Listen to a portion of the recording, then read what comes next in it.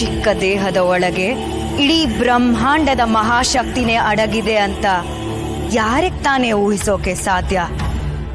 ಈ ಪುಟ್ಟ ಹುಡುಗಿನೇ ಇಡೀ ಬ್ರಹ್ಮಾಂಡದ ನೂರಾರು ರಹಸ್ಯಗಳಿಗೆ ಅಸಿಲಿ ಕೀಲಿ ಕೈ. ಇದನ್ ಯಾರಾದ್ರೂ ನಂಬ್ತಾರಾ? ಆದಿತ್ಯ ವಂಶದ ಪುತ್ರಿ ಹುಟ್ಟೇ ಬಿಟ್ಲು. ಸಾವಿರಾರು ವರ್ಷಗಳಿಂದ ಇಡೀ ಕತ್ತಲಿನ ಸಾಮ್ರಾಜ್ಯ ಯಾವ ಮಗುವಿಗಾಗಿ ಕಾಯ್ತಾ ಇತ್ತೋ, ಈ ಮಗು ಇವತ್ತು ನನ್ನ ಕೈಯಲ್ಲಿದೆ.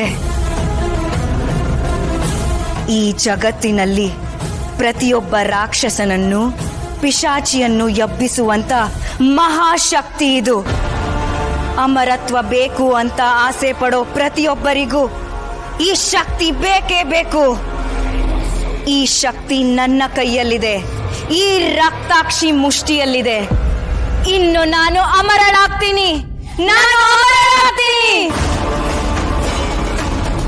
ನನ್ನಕ್ಕ ಮಂಜರಿಗೂ ಈ ಶಕ್ತಿ ಸಿಗಲ್ಲ. ಸಾವಿರಾರು ವರ್ಷಗಳಿಂದ ಕಾದಿದ್ದು ವ್ಯರ್ಥ. ಈ ರಕ್ತಾಕ್ಷರಿ ಮುಂದೆ ಯಾವ ಕುತಂತ್ರನೂ ನಡೆಯಲ್ಲ. ಮಂಜರಿ ಸೋಲಾಯ್ತು, ರಕ್ತಾಕ್ಷಿ ಗೆಲುವಾಯ್ತು. ಇನ್ನುಳಿದ ನನ್ನ ತಂಗಿಯರಿಗೂ ಇದು ಸಿಗೋಲ್ಲ.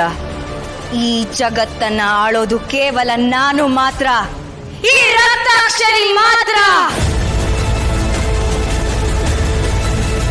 ಈಗಾಗ್ಲೇ 1000 ವರ್ಷ ಕಾದಿದ್ದೀನಿ. ಇನ್ನು ತಡ ಮಾಡಲ್ಲ.